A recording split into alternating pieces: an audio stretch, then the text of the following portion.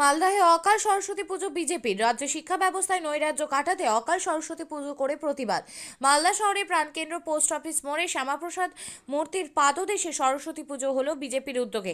রাজ্যে প্রাক্তন শিক্ষামন্ত্রী জেল শিক্ষক নিয়োগে দুর্নীতি, শিক্ষক নিয়োগের দাবিতে রাস্তায় চাকরি প্রার্থীদের দীর্ঘ আন্দোলন এবং সর্বশেষ যাদবপুরে ঘটনার প্রতিবাদ করে অকাল সরস্বতীর আরাধনা। বলছি, মালদা পোস্ট অফিস মানে শ্যামাপ্রসাদ মূর্তির সামনে ভারতীয় জনতা পার্টি অকাল সরস্বতী পূজা করলো কেন? আপনারা দেখেছেন গোটা পশ্চিমবঙ্গে শিক্ষা প্রতিষ্ঠানগুলোতে অশান্তি চলছে এবং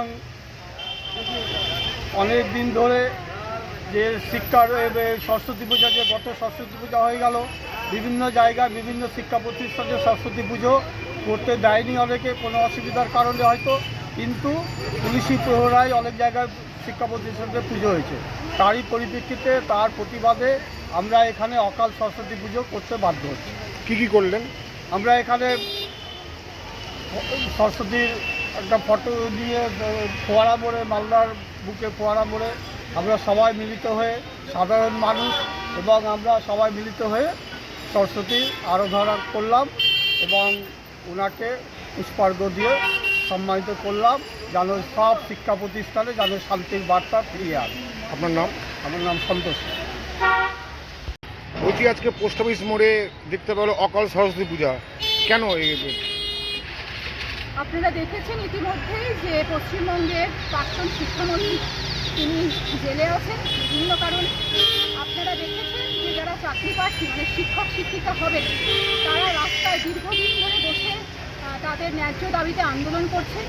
আপনারা ইতিমধ্যেই দেখেছেন যাদবপুর ক্যাম্পাসে বর্তমানে শিক্ষামন্ত্রী, তাকে ছাত্র সমাজ নানাভাবে প্রহার করেছেন। আপনারা ইতিমধ্যেই দেখেছেন শিক্ষামন্ত্রী নিজের প্রাণ বাঁচানোর জন্য ছাত্রর মাথার উপর দিয়ে গাড়ি চালিয়ে নিয়ে চলে গেছে। পশ্চিমবঙ্গের মানুষ এগুলো দিনের পর দিন দেখছে।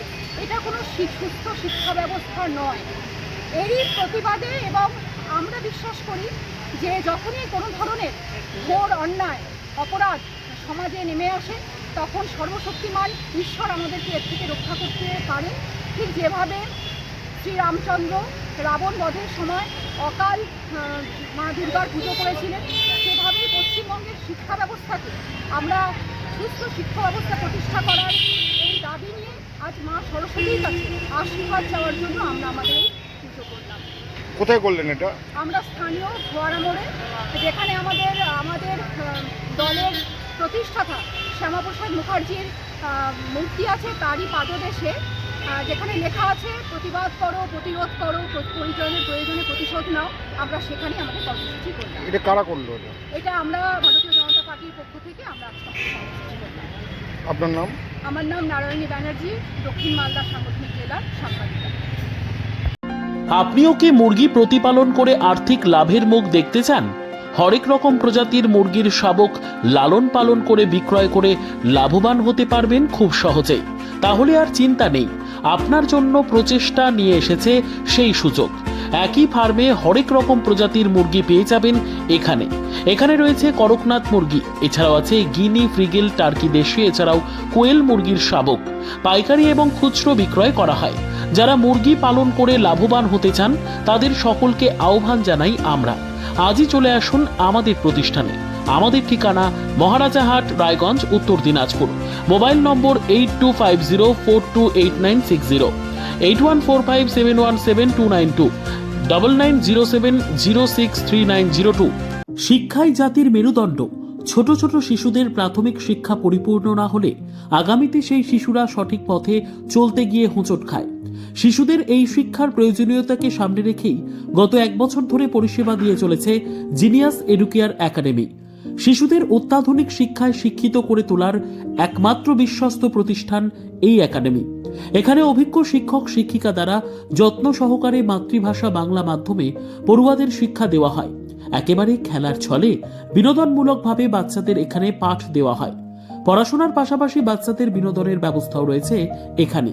তাই আপনার বাচ্চাকে ছোট থেকে অভিনব শিক্ষায় শিক্ষিত করে মানুষের মতো মানুষ করে তুলতে হলে এই শিক্ষা প্রতিষ্ঠানের উপরে ভরসা করতেই হবে। আমাদের ঠিকানা জিনিয়াস এডুকেয়ার একাডেমি, স্থান ঘুঘুডাঙ্গা মোড়, পোস্ট ভূপালপুর, রায়গঞ্জ, উত্তর দিনাজপুর। মোবাইল নম্বর 9563630109 অথবা 7029042308।